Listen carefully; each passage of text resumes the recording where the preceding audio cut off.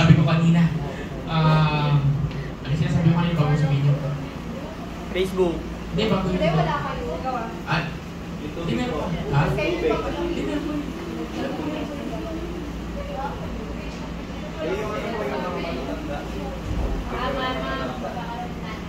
Okay. Yan. Okay, sa mga hindi nakakalam, nagkaroon na po tayo dito na members ng mga mother, okay, ng mga mother tier. Okay, nagkaroon na tayo ng mga mother tier dito. Bago mag-pandemic, okay, so nagkaroon tayo, naging member natin yung mama ni Ate Kat ninyo, isa sa mga naging leaders natin. Minsan bumibisita dito yung mother ni Ate Chen ninyo nung wala pa siya sa US, isa rin sa mga leaders natin before. At yung isang pinaka-regularly na naging member natin dito na isang nanay, alam niyo kung sino? Si Tita Lynn. Yan. Si asawa ni Jose Manalo. Yan.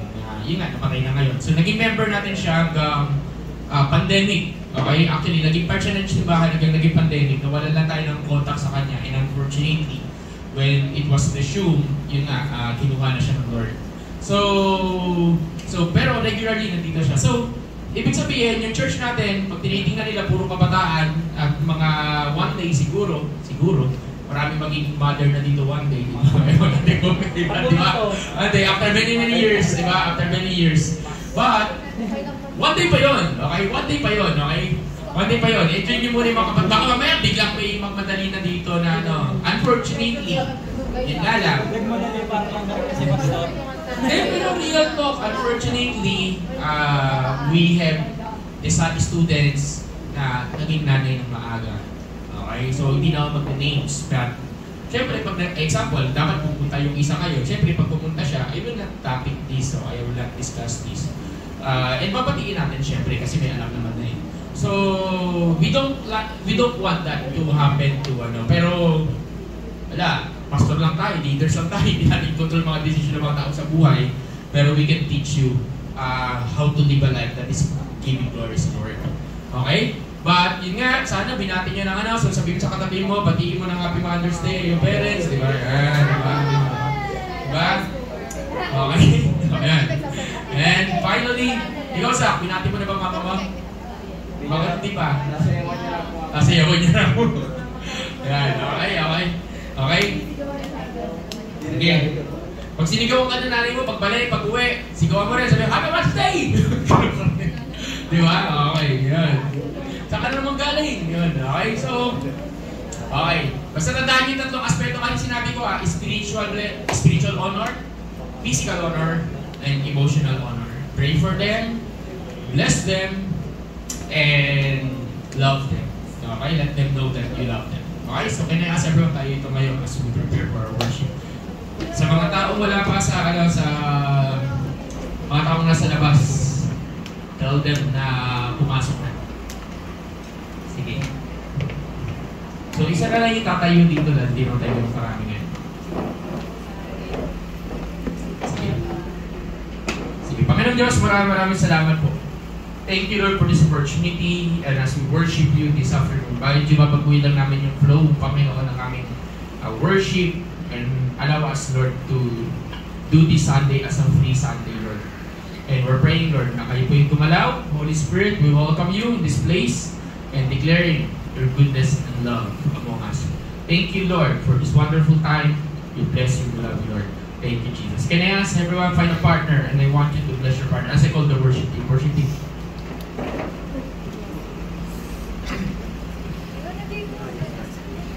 Pray for them. Yung magkakasama, yung mga kabataan yun na samahan ninyo. Sige. About time worship niyo.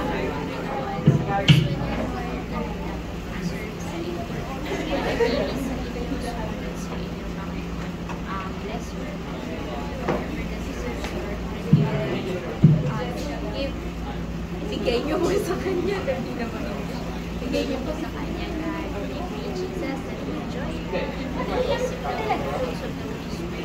Yung gifts po ninyo nung manifest yung buhay niya. Salamat, Panginoon. Patuloy mo na paglilingkod, pagpapala, pagpapasaya, Panginoon, kagalakan, pagsama po ninyo sa kanyang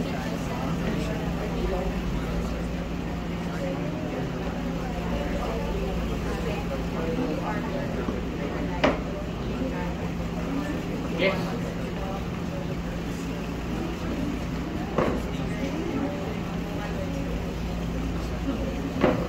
Okay, can I call si Anang? Let's worship the Lord.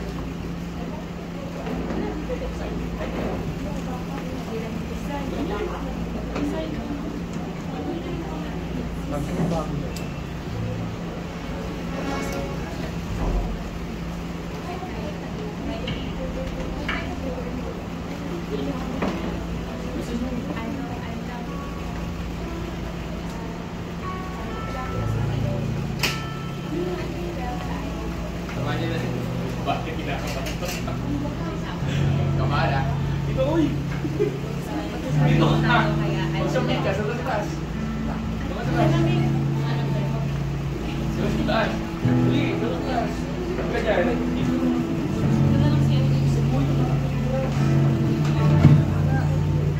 Sa taas. Sa taas sa'yo.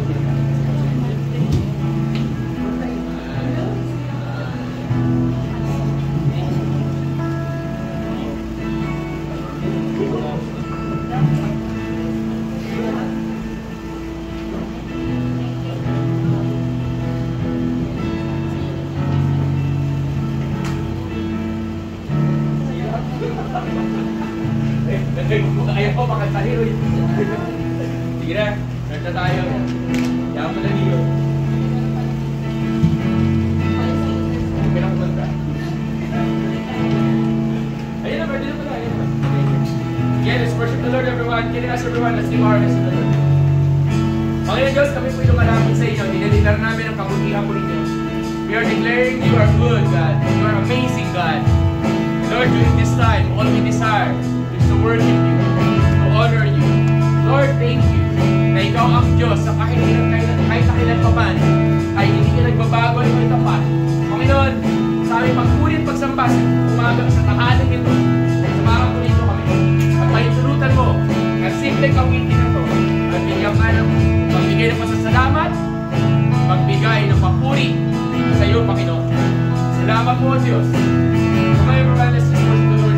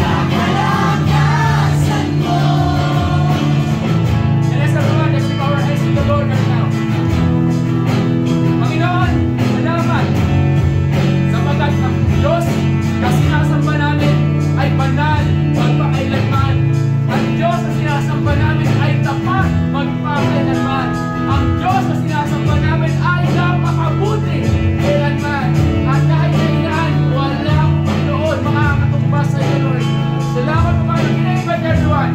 Open your lips and start declaring ng pasasalamat sa Panginoon. Diba? Open your lips, paano sabihin sa Lord, bigyan natin siya ng papuri, bigyan natin siya ng pasasalamat, bigyan natin siya ng pagsamba, galing sa ating mga bibig. Come on everyone, sabay tayo, Panginoon. Maraming salamat po sa kapagian, sa pagmamahal, sa pinagkakaroon. Thank you, Lord, for everything you have done. Thank you, God. There's amazing, there's no one like you. Lord, papuli ka po, puliin, kasambay ng Panginoon. Thank you, Lord. Thank you, Lord, for everything. Thank you, Lord, God. You are saying amazing, awesome, God. There is no one like you, Lord. Thank you, Jesus. Thank you, Lord. Jesus, thank you, Lord. Let's declare. Malakasan po sa dito ko.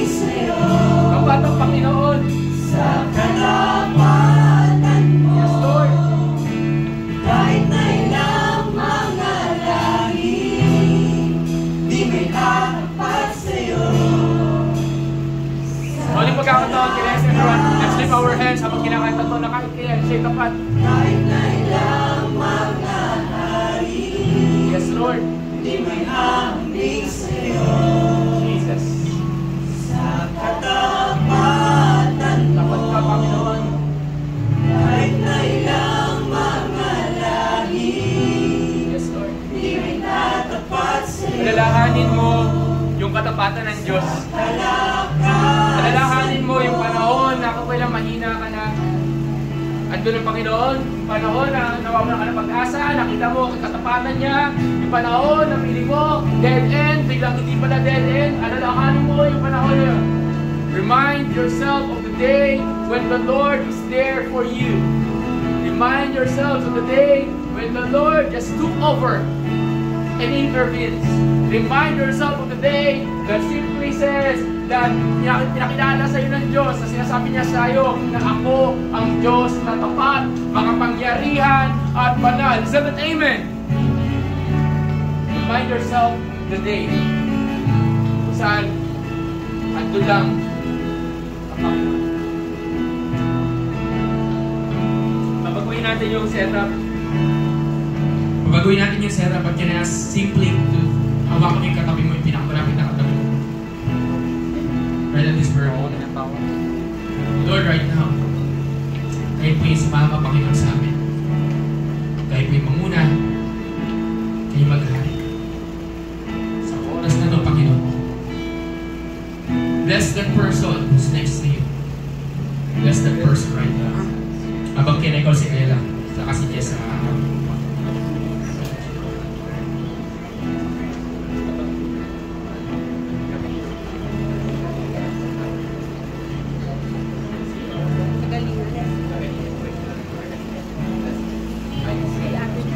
si Ella pala. Sige, kinagaw si Ella.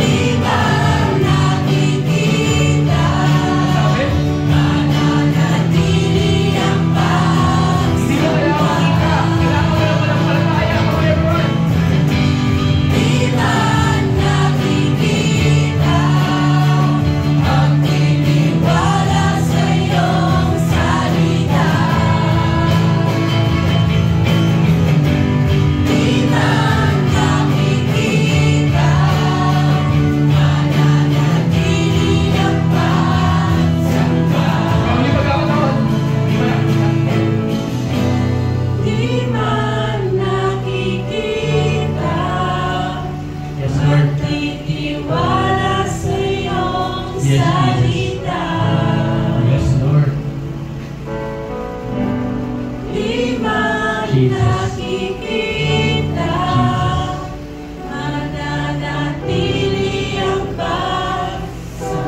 Can I ask yung may communion tayo sa likod? Can you ask us to simply distribute the communion elements right now? Patulog na lang. Elders, mali pala. Sorry, can I ask the elders, hayaan niya yung elders sa ating mga sa ating sorry.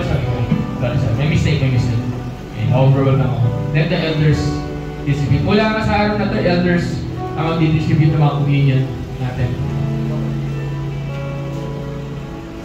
Okay lang kayo mag-attend. Kasama ka doon. Okay, distribute para mabilis tayo.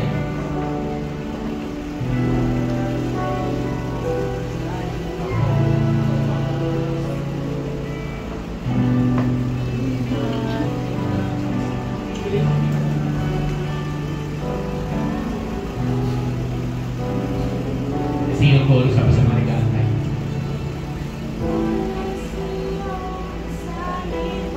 Just worship the Lord. Di man nakikita.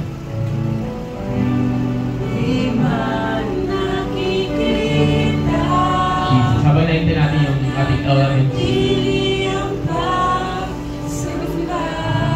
Just worship Him. He is amazing. He is awesome.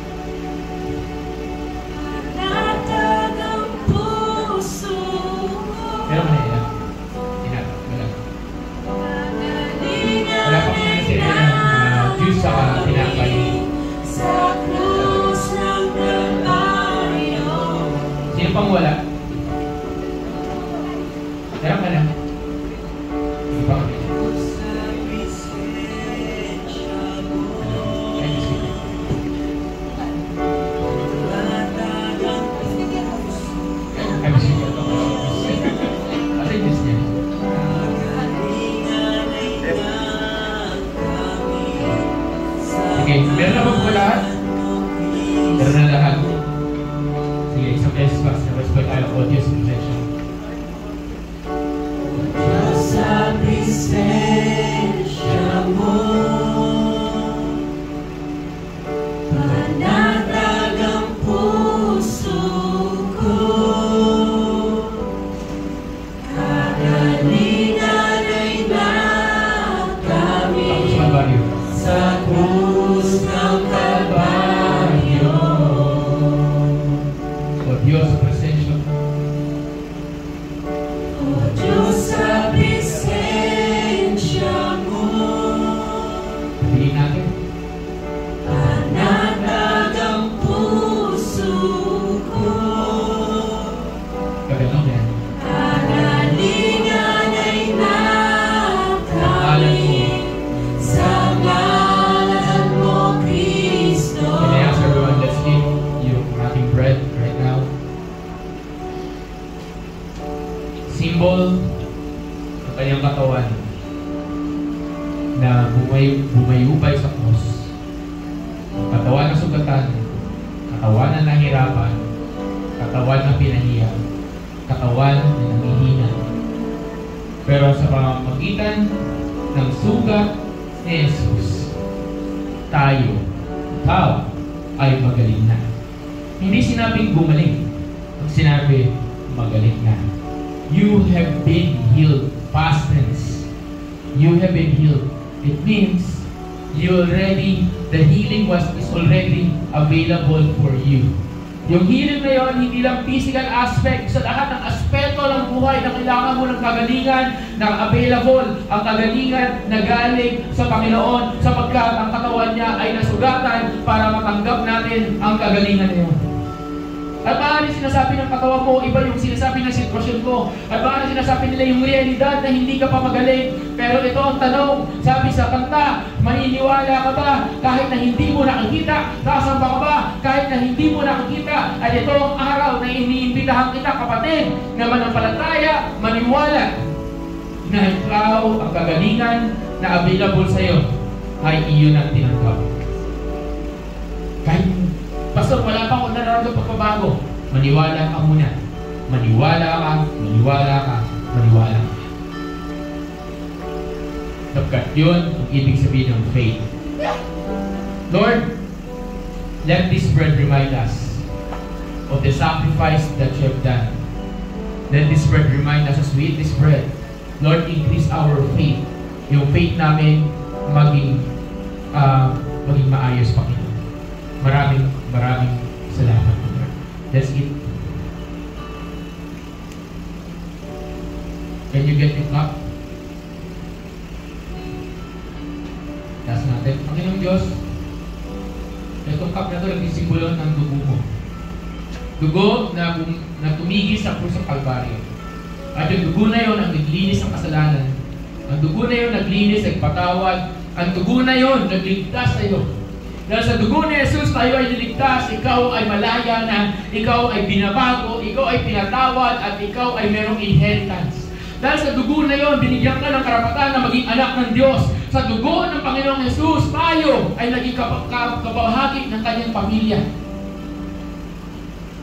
Maraming iba-ibang nanay natin. Maraming iba-iba tatay natin. Pero tayo ay magkakadugo dahil sa dugo ni Jesus. At dahil sa kaya nga tayo brothers and sisters. Kasi merong isang dugong naglinis ng ating mga kasalanan. At walang iba yung kundi ang dugo ni Jesus. Isa na ina. So Lord, forgive us from our sins. Forgive us for every sins that we have done, Lord. And let this day be the day kung saan sabihin na natin, magsisimula kami. Maglakad sa kabanalan, maglakad sa takot sa Diyos. Pero pahintulutan mo na ma-acknowledge namin kahit sa simpleng paraan ng pag-alala sa pag-inom ng grape juice na ito, Lord. Ang dugo mo, Panginoon, na nagligtas. Salamat po, Panginoon. Salamat po. Inumin natin.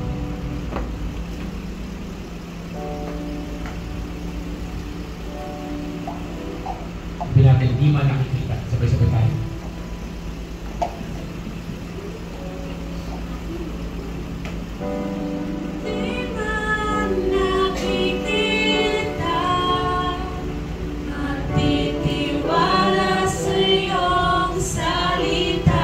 Let's worship the Lord. Di man nakikita, mananatili ang pagsamba. Full worship team, full worship. Di man kita. Di man nakikita, magtitiwala sa iyong salita. Come on, worship the King of Kings and the Lord of Lords.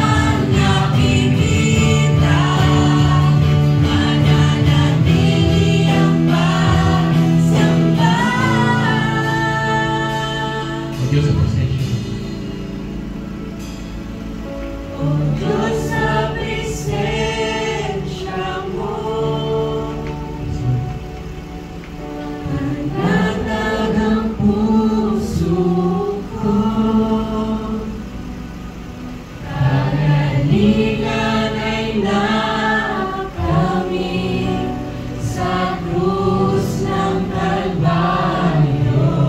Gayon panalangin ito, O Diyos, sa presensya. Diyos sa presensya. Sabi sa Biblia, where the Spirit of the Lord, there is freedom. And let, I believe, the Spirit of the Lord is in this place. And there is freedom.